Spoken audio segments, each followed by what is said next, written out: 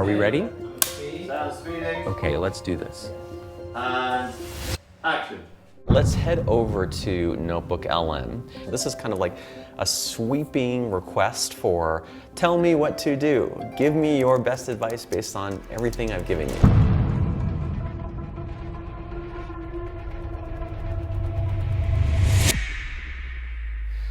Wow.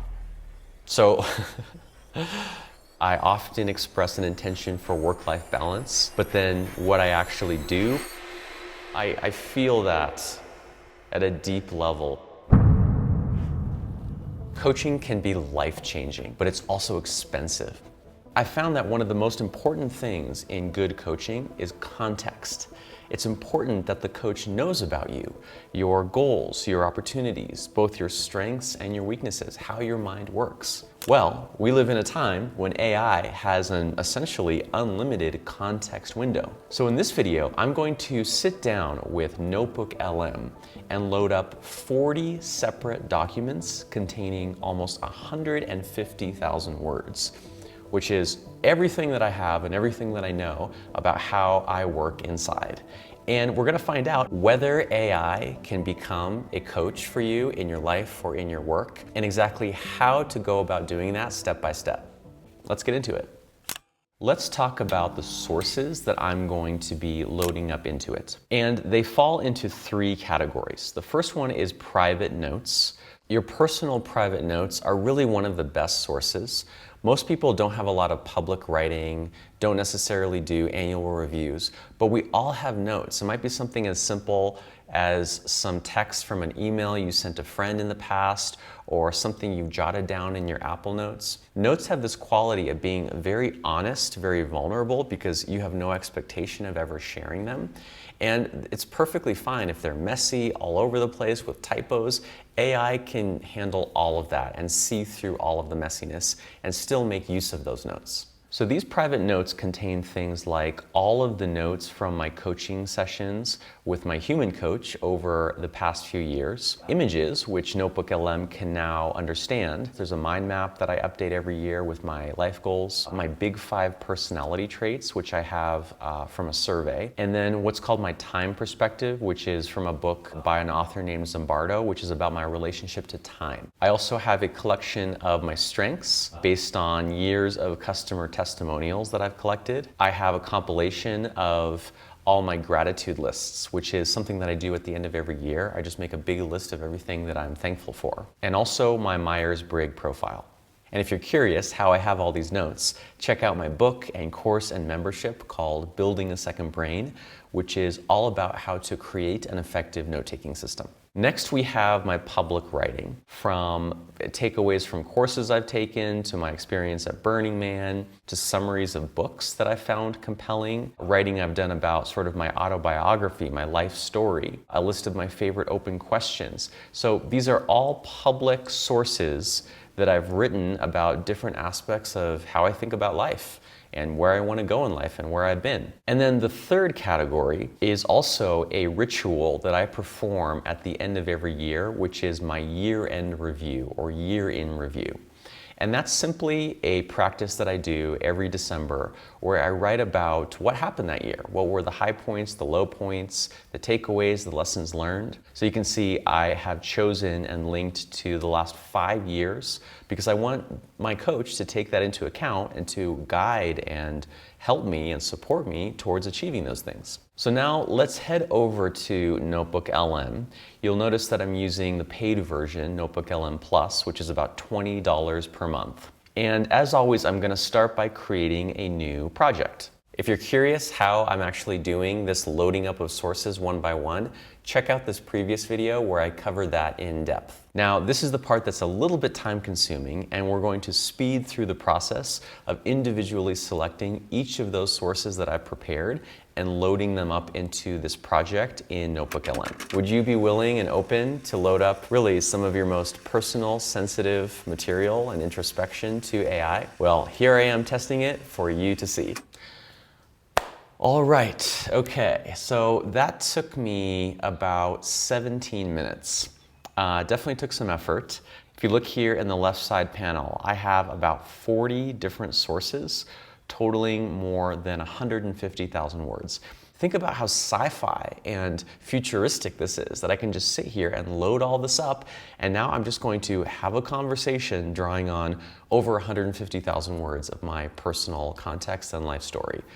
Just completely mind-blowing. Let's just recognize that fact for a second. The next step here is to start asking it questions. Let's head over to the Google Doc that I prepared beforehand again. And here I have about 30 questions, many of which actually came from my previous conversations with AI models. You can find a list of the questions that I used in this demonstration at this QR code or in the description below. So let's start with this one right here. So I'll copy that, head over here, paste it into the chat window. So for strengths, it identifies knowledgeable and deep understanding, visionary and futuristic thinking, creativity, being innovative, insightful, and perspective. It's interesting. There's not really any new information here, but what I'm kind of looking for is just to make sure that the AI is working. So let's look at weaknesses, and this is where I'm a little bit nervous to see what it came up with. Self-criticism and perfectionism. That's absolutely true. It notes that that is a common weakness for my Myers-Briggs profile, which is INFJ. So that kind of oddly makes me feel a bit better that it's kind of characteristic of my personality type. Sensitivity to criticism and conflict, tendency towards idealism and overlooking details, definitely. Social skills, it says, is a perceived challenge. That's interesting. So maybe it's not based in reality, it's just kind of how I see myself. Emotional vulnerability, resistance to emotional processing, specifically when it comes to the past, I'd say for sure. Potential for being overly private. I don't know about that one. I tend to share quite a bit publicly. Taking on too much responsibility, fear of being ordinary, overthinking and analysis paralysis. I mean, this is the most thorough and I would say accurate list of my weaknesses I think I've ever seen. Next, I want to know what have been my recurring challenges or obstacles. So let's copy that.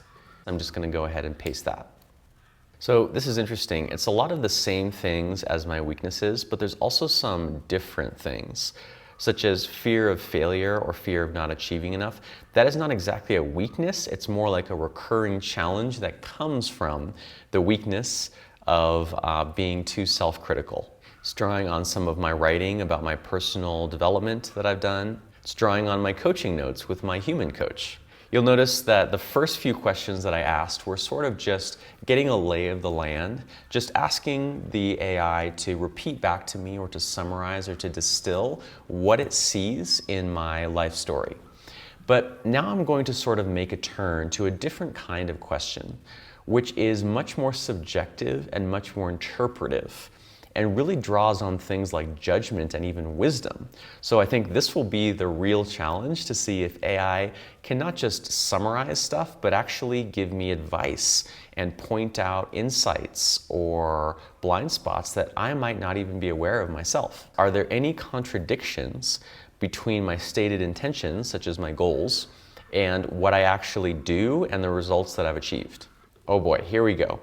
So based on the sources, there appear to be several contradictions between your stated intentions and your actions or results. Looks like I often express an intention for work-life balance, but then what I actually do prioritizes work. Ouch. It's noting that I tend to compartmentalize and derive a lot of joy and creativity from my work, but then have trouble spreading that to other places, such as my home and work life.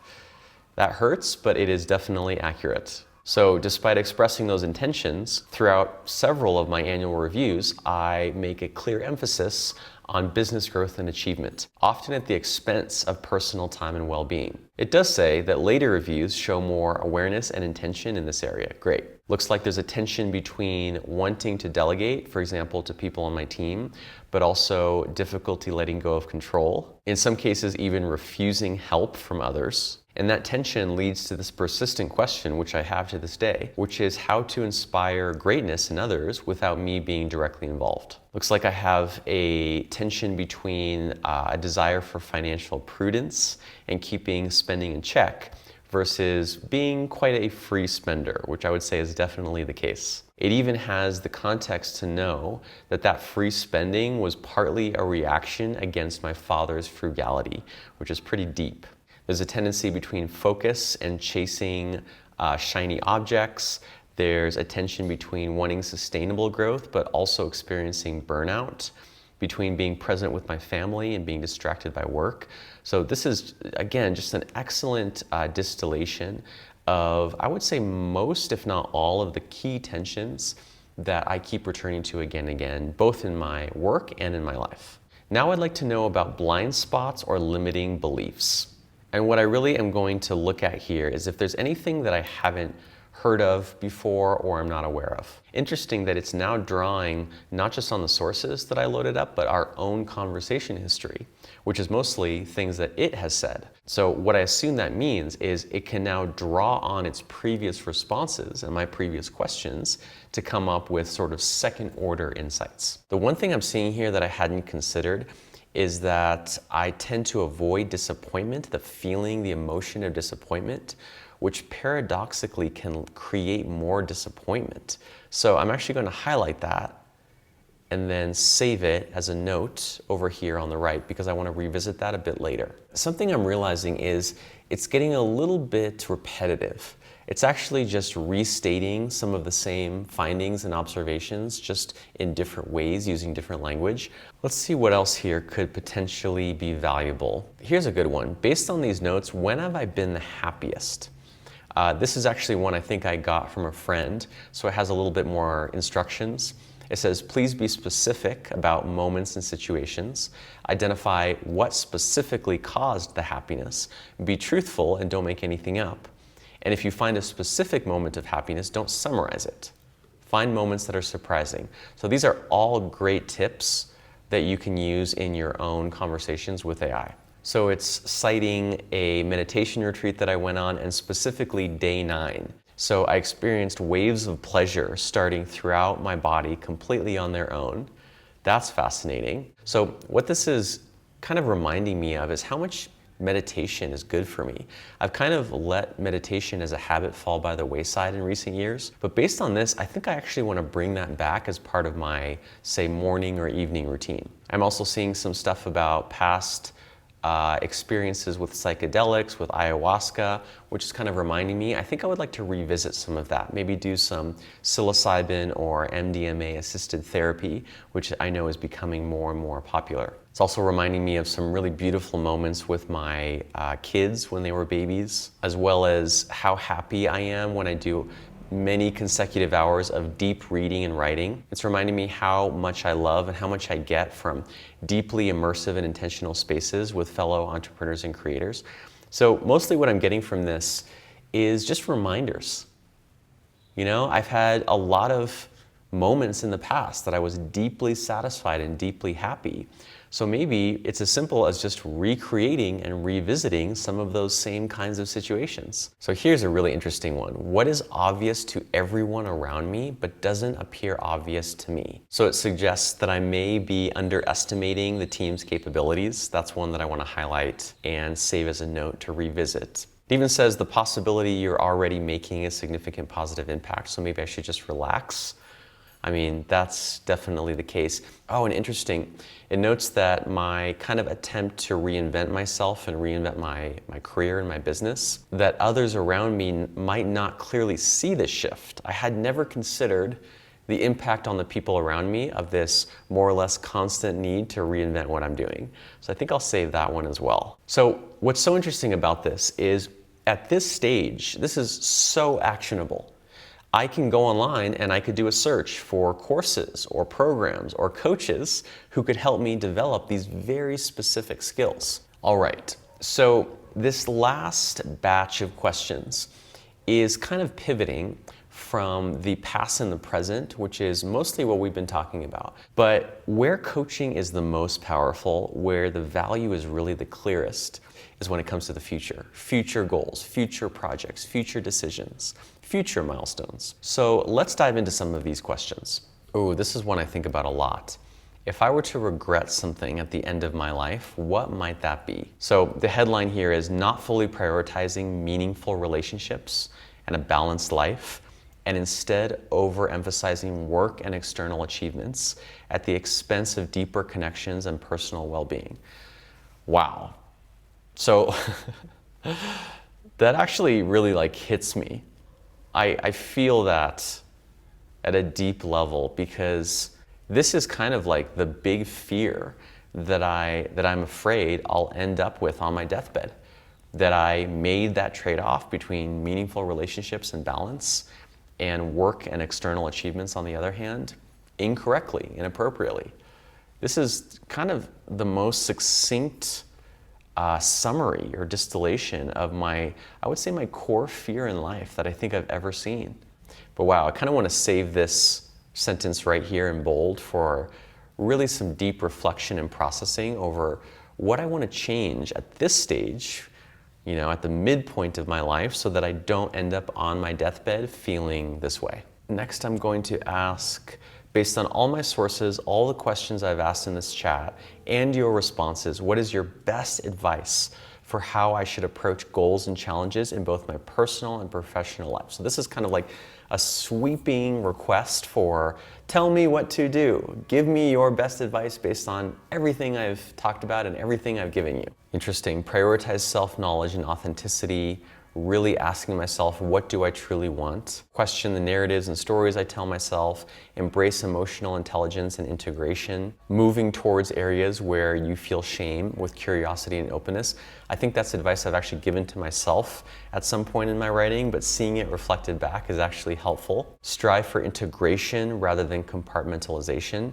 So I think I'll save that one because I want to ask more about it. Value relationships and community. Adopt a growth-oriented mindset. Embrace vulnerability and imperfection. Define enough and prioritize balance. So what strikes me with these is I think you could give this advice to almost anyone. It's a little bit maybe generic in that sense, but that doesn't mean it's not true and doesn't mean it's not helpful. I think what I would ask of a human coach is to start to go deeper into some of these and really apply them to like my specific circumstances right now, how I'm spending my days, the projects I'm working on, my just day-to-day circumstances. And the final question is I want to know if there's any question I should have asked. What question did I not ask in our conversation that might yield a novel insight that hasn't come up yet? So I'm specifically asking it for something that hasn't been addressed previously. Interesting. So I've expressed a difference in kind of somatic healing and somatic exploration. So that is a current interest, and it's asking what physical sensations, so very specifically, and recurring bodily experiences might be offering you insights into your current goals, challenges, or unacknowledged desires. That is an interesting question. I had never thought to try to tie specific physical sensations directly to insights and takeaways for my goals and challenges and unacknowledged desires. So I think I'm just going to copy that question and now ask it.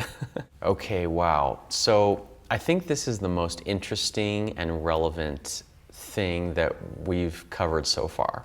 And it kind of makes sense. We've kind of explored so many aspects of myself, built on things we've talked about before.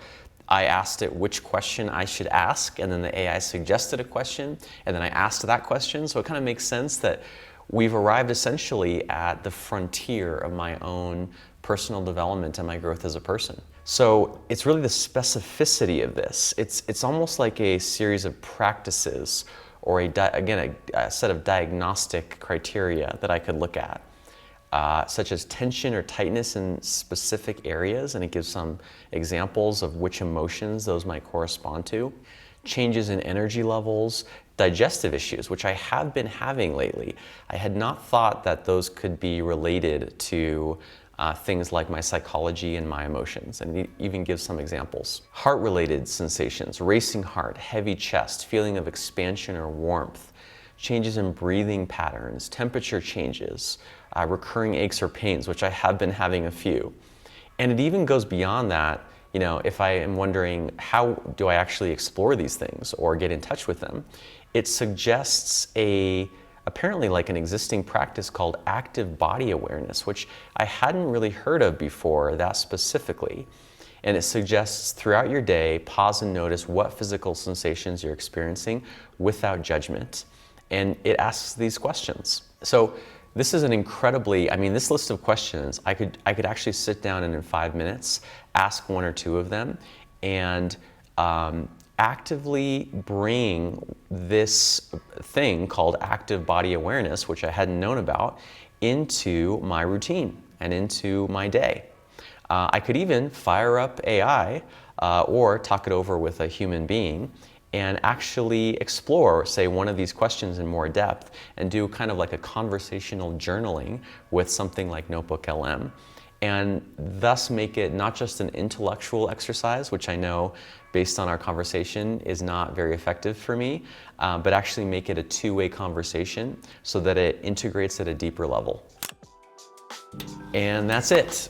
So we've spent quite a bit of time here exploring my inner world. I thank you for your patience and being willing to go on that little journey with me. And revisiting my original question, which was, can AI be an effective coach for me? I noticed a couple things. I would say from the level of information and knowledge that it actually performed very, very well. In just a matter of a couple hours of preparation plus 15 minutes of loading up those sources into NotebookLM, I've done the equivalent of probably 10 or 15 years of context building that would be required with a human. The fact that it can hold in its mind, in its memory, so to speak, such a vast amount of just details, such an amount of specifics, even more than I can hold in my head about myself, means that it could pretty effortlessly go from big picture 10,000-foot view perspectives immediately and instantaneously down to the most specific thing I mentioned in one sentence of one article or blog post that I've written. That is something that a human being, a human coach, cannot do. What it's not doing so well, and really what are some of the most valuable moments with my human coach, have to do with the emotions. And often that is something as simple as that human, that person, seeing a micro expression on my face, seeing my body language, whether we're working together on Zoom or in person, noticing when I make a pause or when I kind of have a certain reaction to something that she said. A lot of that kind of subtle or body language or not explicit information is some of the most valuable information. So I think the way that I would use AI in the future is not as a replacement for a human coach. It's not at the point where it can seamlessly take the place of at least a highly skilled and experienced coach, but I would say it's an excellent complement. In fact, one of the most useful and commonly cited sources in this conversation was that document with several years of notes from my coaching sessions with my human coach. So I would say that these two forms of coaching, these two relationships, are highly complementary. They strengthen each other. They make each other better. So it's not about choosing one or the other. It's about using what AI and technology is really good at alongside and in conjunction with what human beings are good at, which is that personal, relational, and intuitive emotional aspect. I invite you to try this for yourself. You can use any of the AI tools that are now available, including free ones and paid ones. Load up any writing or journal entries or any other material that you have to give it some context. Ask it some of the coaching style questions that you saw here. And I would really love it if you shared in the comments below what your experience was and what it came up with. If you'd like to receive more educational content on AI, technology generally, and many other topics from me, I really encourage you to sign up to our newsletter, which goes out every Tuesday morning at this QR code or in the description below. I decided in this video, okay, so this last batch, okay, so this last batch,